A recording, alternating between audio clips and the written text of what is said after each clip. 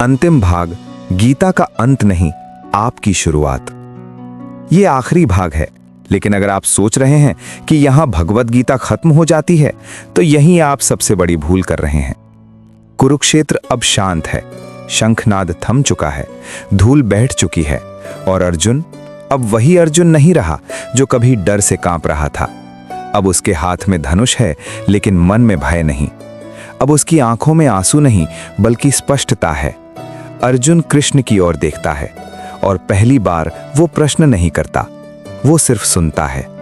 कृष्ण अंतिम बार कहते हैं, अर्जुन, मैंने तुझे ज्ञान दिया, मार्ग दिखाया, सत्य बताया, अब चुनाव तेरा है। यही गीता का सबसे बड़ा सच है। भगवान रास्ता दिखाते हैं, लेकिन चलना इंसान को खुद पड़ता है।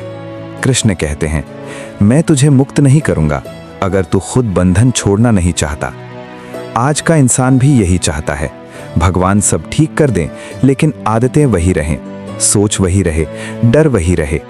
गीता कहती है, मुक्ति बाहर से नहीं आती, मुक्ति भीतर से जन्म लेती है। अर्जुन अब समझ चुका है, जीवन का अर्थ जीतना नहीं है, जीवन का अर्थ सही होना भी नहीं है, जीवन का अर्थ जागना है।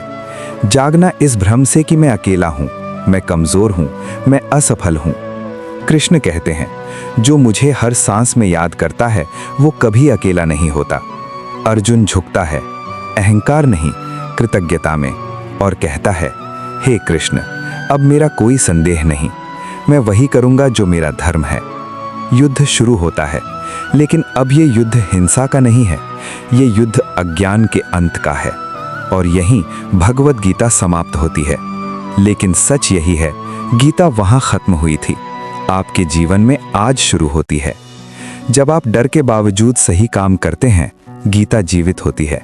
जब आप फल की चिंता छोड़कर कर्म करते हैं, गीता जीवित होती है। जब आप अहंकार छोड़कर समर्पण सीखते हैं, गीता जीवित होती है। भगवत गीता कोई किताब नहीं है, ये एक आवाज है जो हर उस इंसान को पुकारती है जो टूट चुका है लेकिन हारना नहीं चाहता। अगर इस पूरी यात्रा में एक भी बात ने आपके मन को छुआ है, तो समझ लीजिए कृष्ण आज भी आपके रथ पर बैठे हैं। अब सवाल ये नहीं है कि गीता खत्म हुई या नहीं, सवाल सिर्फ इतना है, क्या अब आप अपने जीवन की गीता जीने को तैयार हैं? जय श्री कृष्णा।